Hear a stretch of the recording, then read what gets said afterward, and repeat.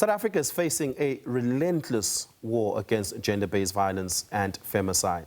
The first quarter crime statistics revealed that 9,200 rapes, averaging 103 women raped every single day, with over 550 attempted sexual offences.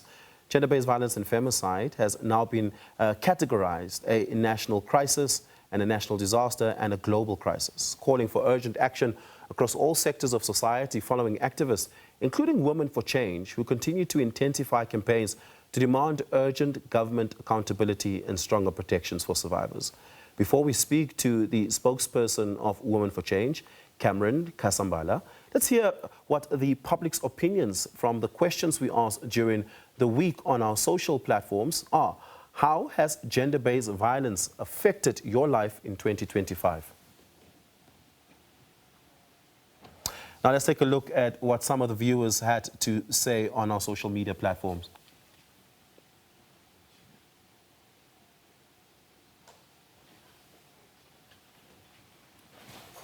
Well, we've got some of your tweets coming in there, and as you can see, some of your comments from Facebook. Helen J. Jack says, cautious to walk around alone, to ride in an Uber alone, use my phone in public, speak to a stranger, even help someone who might need assistance. Too scared to support a victim, as they do not always follow through on leaving their perpetrators, as they don't have a safety net, whether a safe house to catch them. Also on our Facebook platform, Matsepo Tafeng says, walking around carrying a knife and pepper spray in my bag just in case. And I mean, that really has become the reality of many women in South Africa, having to take matters into their own hands. Dineo Maitzile says, yo, if I was given a platform, I'd tell a book about my life. Lefty Langa says, I have never beaten a woman yet as a man. I am always insulted and categorized as a woman abuser. I feel gender-based violence campaigns are used to divide the black society. And Litsatsi Opa Mango says, I am emotionally traumatized. She left me simply because I can't give her money. Chomi Siefane says, it is affecting me badly and I am so scared of losing my life. I'm still in a shell fearing for my life. I'm living under his shadow each and every day. My goodness, that is certainly quite traumatic. Lydia Sono says, I was attacked in my house as a lesbian woman. Corrective rape happened, but still I am proudly LGBTQI. Unite Against Gender-Based Violence says on our Facebook platform, as a GBV organization, we sense the government only shows interest when it's Women's Month and 16 days of activism. Yet we face daily with gender-based violence pandemic. Government needs to put its money where its mouth is, support gender-based violence organizations much more. Des Goodwin says, it made me believe in myself to be strong and never allow anyone to bully me. Ma Blythe says, I no longer believe in marriage and every word from a man is a lie to me.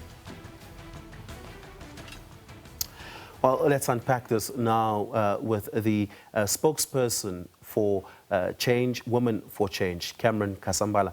Cameron, those are some of the views that we've gotten from the public on our platforms, but they echo that of a country in pain, a country in crisis. What are some of the recurring views that you're hearing from women as your organization engages with women on the ground who on a daily basis survives gender-based violence and femicide in South Africa?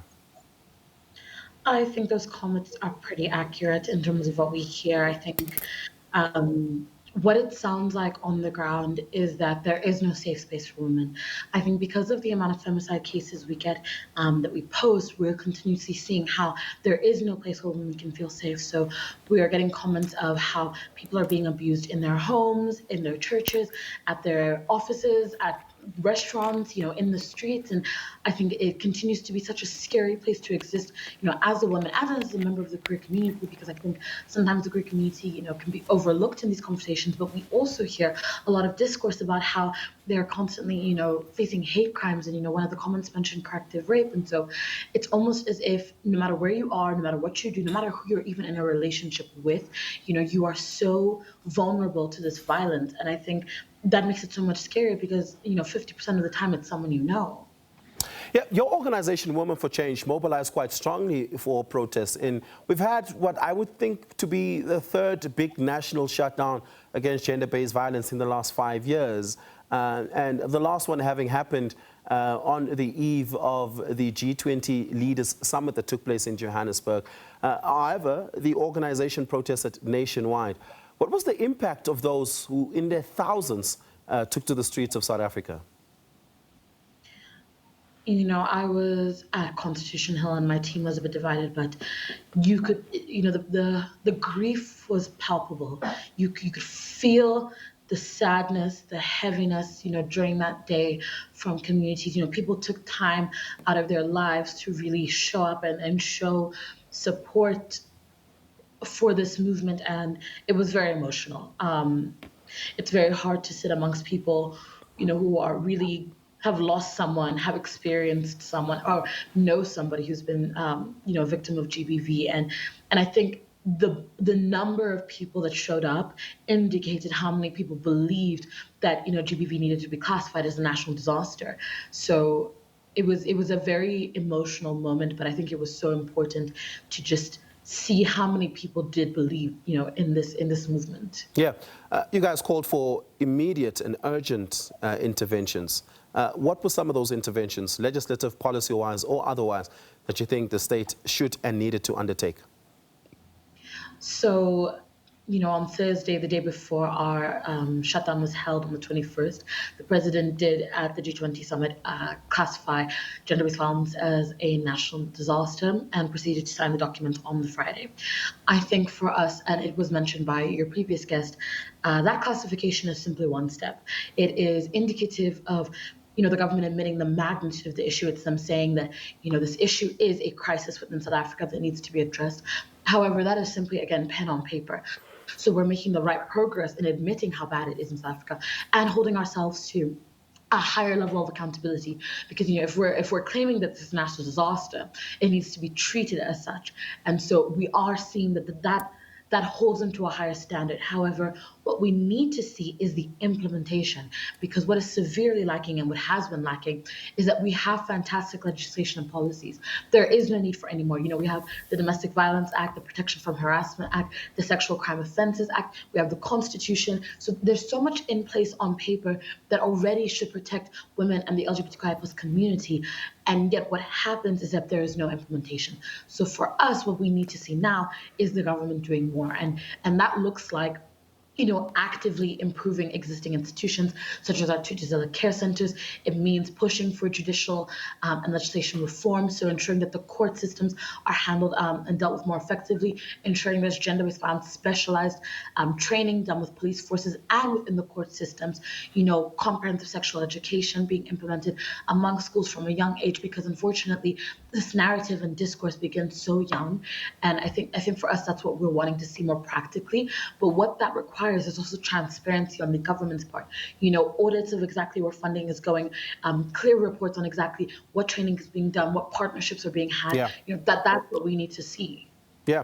In fact, let's have a listen at what the president had to say in response to mounting public pressure and nationwide protest, where he officially declared gender-based violence and femicide a national crisis. But he also, I think, emphasized the need for urgent action. Let's have a listen at what he said. This is the century of women. Women must take their rightful place in playing a key role in the affairs of the world.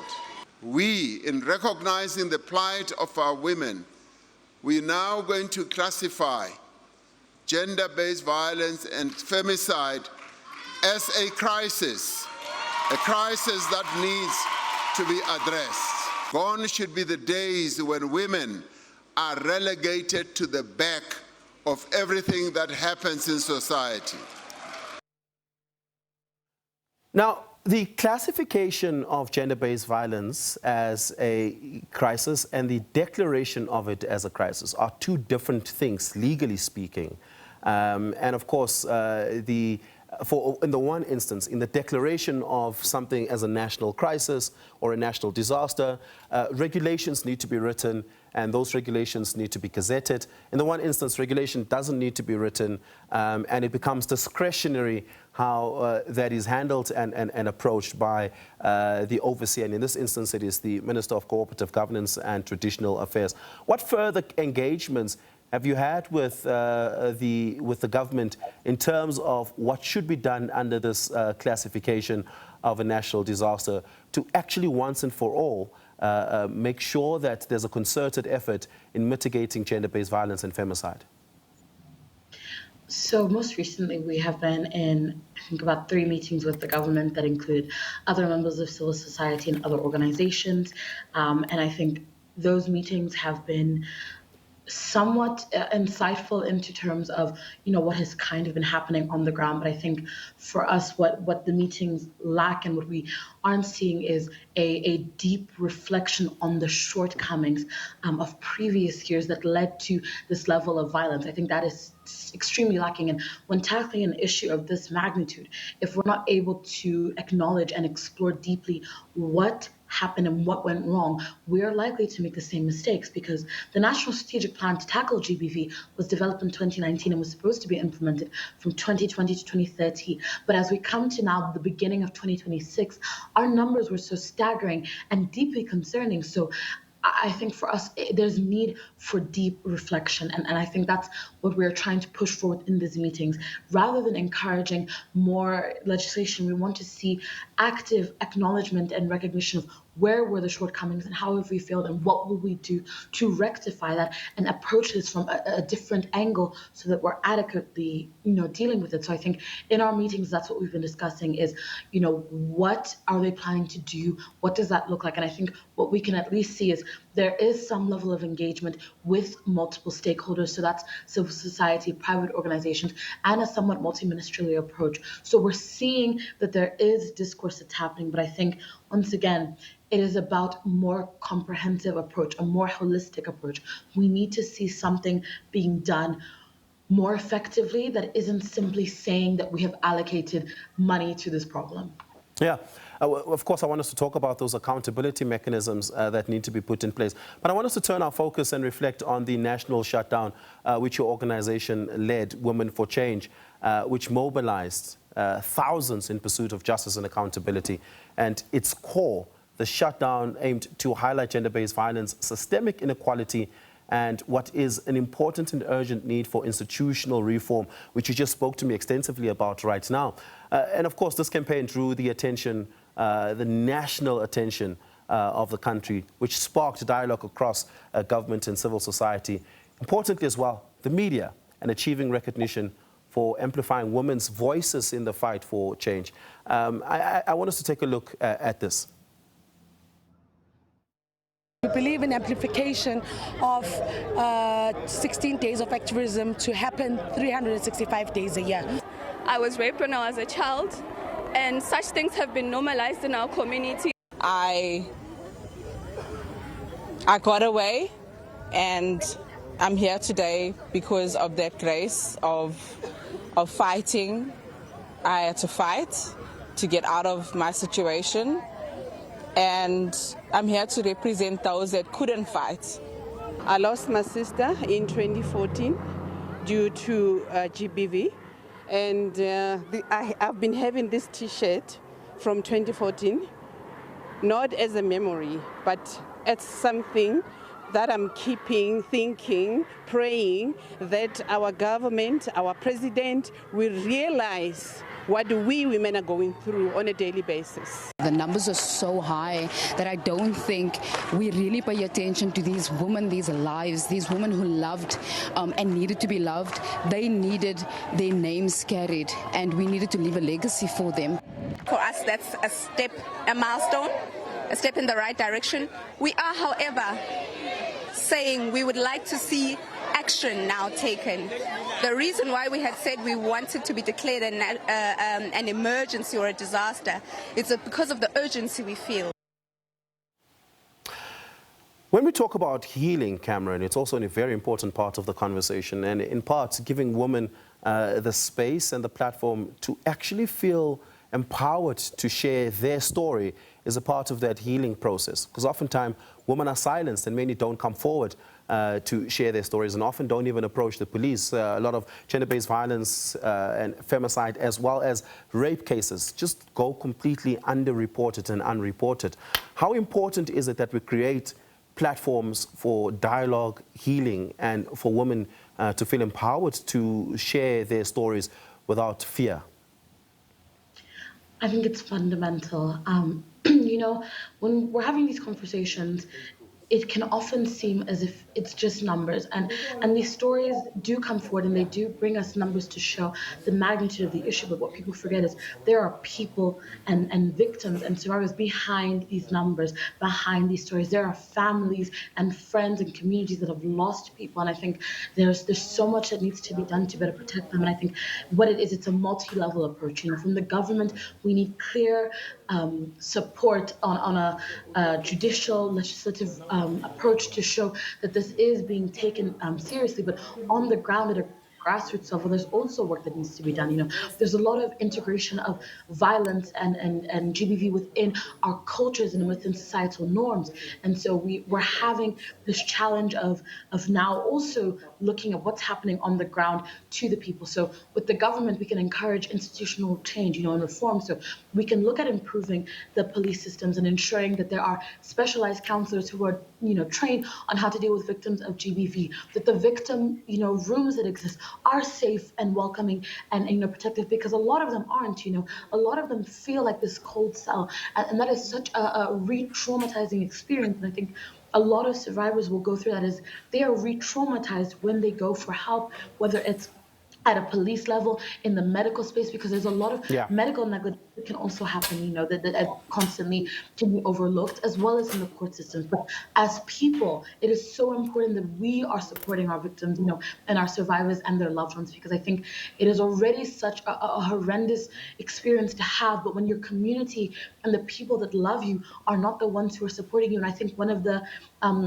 women who spoke in the video mentioned it, you know, it's so normalized in our communities and it is so treated as taboo that it continues to fester within our homes, and it's not something that we're willing to bring forward. So it needs to start from even just within the homes, offering support, believing victims and survivors when they come through, you know, being there for them when they're going through this, and even helping them walk through this process. So it has to happen, because once we do that healing for women and for members of the LGBTQI+ community, I think we will see such progress being done. But we also have to look at the other side, of which perpetrators still do exist.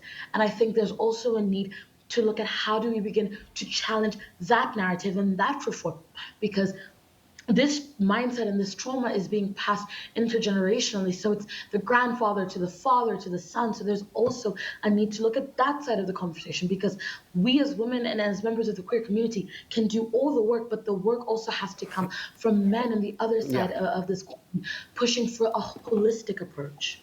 I mean, we have the annual 16 days of activism against no violence against women and children campaign, which runs from the 25th of November to the 10th of December. And it's clearly designed to mobilize society against gender-based violence and femicide, which, of course, is about that collective accountability. This year's theme specifically took place under the Litsima theme, which emphasized collaboration, as you described there, Cameron, between men and women and the youth to end gender-based violence. And amongst its achievements, the movement has helped secure recognition for gender-based violence as a national disaster, expanded survivor support networks, and inspired grassroots activism. However, this takes place across the world. The 16 days of activism against gender-based violence campaign is not just a South African campaign, it's a global campaign. But here's how the public had responded to what this means.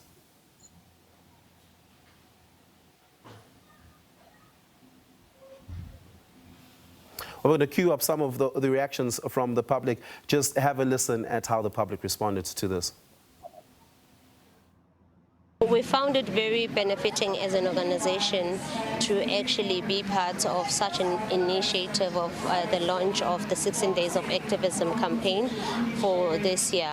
We're finding it very, and maybe at paramount, that we raise and create this type of awareness. And it was soothing enough not only to do it through speeches and maybe through the voice of the adults, but also through the voice of children, and what will children say and what is their view when it comes to gender-based violence and femicide. It's very, very sad because this epidemic is a growing epidemic. It's not a challenge that can just be easily eradicated, because in the past there's been many awarenesses before, and now even younger women are being abused. And we are very appreciative of the men that are here that are showing us support. It shows the positivity that, you know, in our city there are men who still say no to violence against women and children. We need to take care of the women and the children in our country, and we've got a pivotal role as the taxi industry to champion the interest and the protection of women and children in our country and in our industry. We stand against any form of violence against women and children. We understand that there are those who still continue perpetually to be part and instigators of gender-based violence, but we are saying this is an awareness to our society. This is an awareness just to inform the police that they need to take matters of this kind very seriously, and ensure that where there are people who abuse women and kill children, they make sure that they arrest. They must not be apologetic. We are here to show that we are really intentional to assist in eradication of GBV, because it has been a challenge that has been going on for years. So if you can look in the mining industry, we have the top 7 challenges, and gender-based violence is one of them. So we are here to show that all our mines in our region are participating in this initiative to show our stand. Yeah, and just lastly, Cameron, 2026 is going to be a year where we have to focus on implementation. And you've heard some of the views of the people there. What are the top 3 priorities that you think needs to be achieved in 2026 to make a serious dent in the fight against gender-based violence and femicide? I think that's a good question. So this approach has to be holistic. You know, there has to be a multi-level approach, and I think I mentioned it. And our national strategic plan to tackle GBV is a phenomenal plan, and I truly believe its effective implementation, just as is, will make such a difference, because it looks at every level. It looks at the police, the courts, education, the medical spaces. It's so holistically done that simply effectively implementing it will be such I truly think that will make the biggest difference. And so what that looks like would be proper implementation in terms of, you know, training and funding of these different facilities and pillars that need to be funded, but also the involvement of civil society, private organizations, and a multi-ministerial approach, so providing clarity on who that will be and how they will be supporting, and lastly, auditing and reports. It is all good and well to have these policies and legislations and claim that we are implementing them, but the reality is we need evidence. We need to see that it's being done. So I think if that is done, if we have the effective implementation of the NSP, clear funding and reports and audits on exactly how it's being implemented, and the mobilization of both civil society, private organizations, and the ministry, I think we will see real change happening in 2026. Absolutely. Cameron Kasambala, thank you so much for that. Really do appreciate a spokesperson of Women for Change speaking to us there. We're going to take a break. On the other side of this, we continue with the Week in Review.